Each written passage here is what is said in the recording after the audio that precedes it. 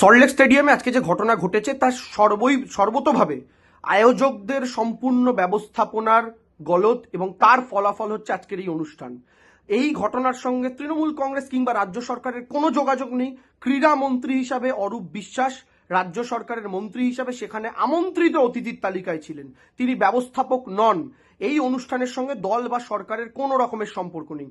দ্বিতীয় বক্তব্য, এটা ফিফা অনুমোদিত একটি স্টেডিয়াম, এখানে এর আগে বহু অনুষ্ঠান হয়েছে।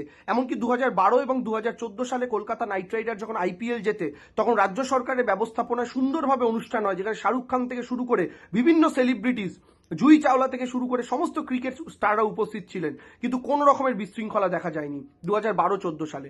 কিন্তু আজকে আমরা দেখতে পেলাম যে গেরুয়া পতাকা নিয়ে মুখে জয় শ্রীরাম স্লোগান দিয়ে একদল মানুষ সেখানে জিনিসপত্র ভাঙচুর করছেন।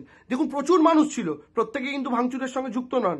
ক্ষোভ ছিল, কারণ স্বাভাবিকভাবে আয়োজকরা যে ব্যবস্থাপনার গলদ করেছেন তাতে ক্ষোভ হওয়াটাই স্বাভাবিক।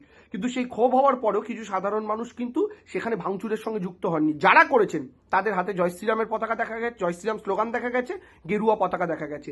বিজেপি রাজ্যকে বদনাম করার জন্য যে কোনো স্তরে যেতে পারে, তাই ভাঙচুরটা কারা করলো এটাও তদন্তের আওতায় আসা প্রয়োজন আছে। এবং মাননীয় মুখ্যমন্ত্রী ইতিমধ্যেই গোটা ঘটনাটা নিয়ে দুঃখ প্রকাশ করেছেন ক্রীড়াপ্রেমীদের কাছে, মেসির কাছে স্বয়ং, এবং তিনি একটা তদন্তেরও নির্দেশ দিয়েছেন। একটা তদন্ত কমিটি তৈরি করে দিয়েছেন, সেটা তদন্ত হোক, এবং যারা যারা এই ঘটনার পেছনে রয়েছে, যদি এই ঘটনার পেছনে কোনো অব্যবস্থা থেকে থাকে, ভবিষ্যতে যেন এরকম কোনো ঘটনা আমাদের সম্মুখীন হতে না হয়, তারও সম্পূর্ণ রকম চেষ্টায় রাজ্য সরকার থাকবে।